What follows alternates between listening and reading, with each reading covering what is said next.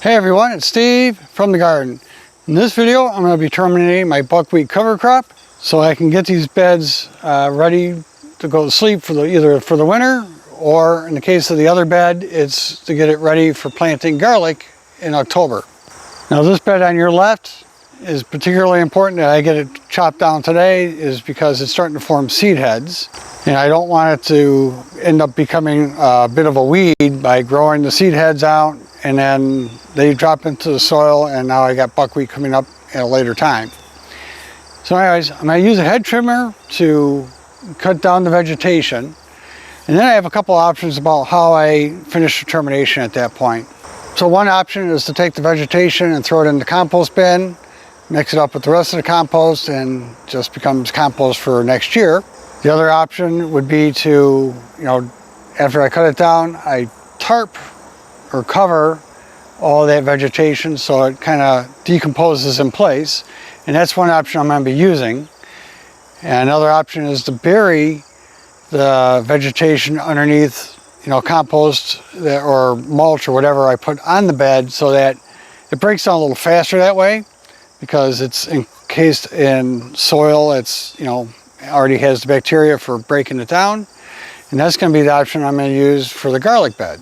Pollinators have been loving all this buckwheat here with the flowering. It's kind of like a late summer treat for them. You can see how they flitter around from one plant to another. But it's time to get it cut down and get it incorporated into the soil. And before I go and cut this down, I need to disconnect my drip tape so it doesn't get all cut up. So I'm just going to pull the ends out, and then I will go down to the other end to pull the tape out of the bed. With the drip tape out of the way, I'm going to use the hedge trimmer just to cut through the vegetation.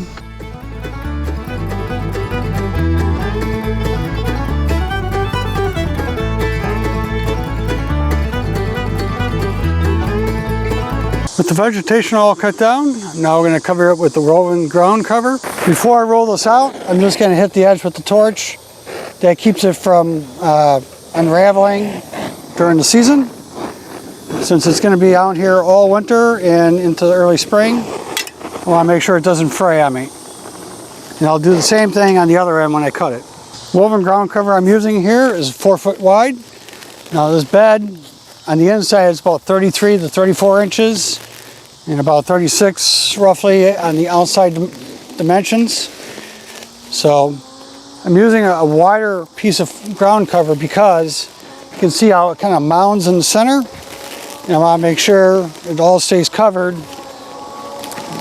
all winter when I have it out. So essentially what I'm doing on this bed is I'm using like a chop and drop method,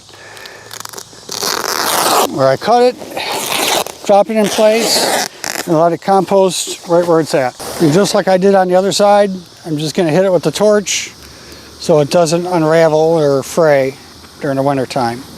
Alright, I got this bed over here on your left, all covered with the ground cover. I got bricks and logs holding all that in place. I also took the opportunity, since I had the hedge cutter out, is to cut out all the beans, which at this point they were acting kind of like a cover crop too.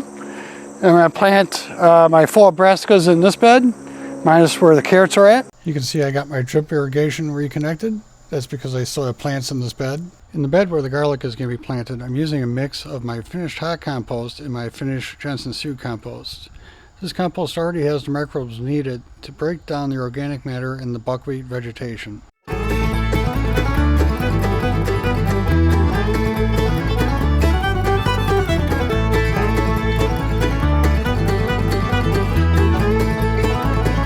With the compost in place, I'm going to cover this with some more woven ground cover to block out any weeds from growing in here and to terminate any vegetation that might still be growing.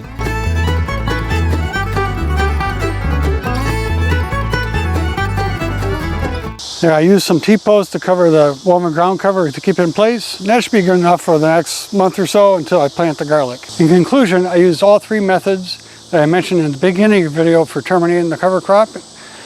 I did the chop and drop, just leaving it in place with a tarp. I got my beans, which I cut out, and I threw that vegetation into the compost bin, make it into compost. And then I had my other method where I covered it with soil and then tarped it so that it breaks down faster and I'll be ready for planting the garlic this fall. If you have any questions, go ahead and leave a comment down below. I'll do my best to answer them. But until then, I hope you enjoyed, got something out of this, and we'll see you on the next one.